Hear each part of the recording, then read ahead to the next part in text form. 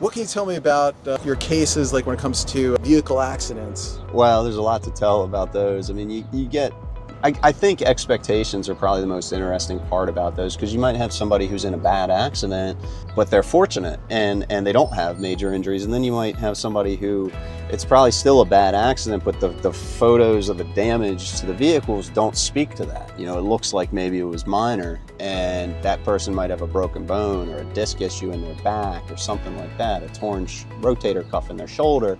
So they have major injuries. Their case is going to have more value. And I think sometimes the most interesting part of it, or the most difficult part, can be that somebody might be in a bad accident with really bad damage, but in general just have a strain to their back and neck and be okay in a couple months, versus, again, the person with not a lot of damage. Well, the person who's in a bad accident might know somebody who's in this minor accident. You know, they consider a minor accident. They got hundreds of thousands of dollars because they had these very real major injuries.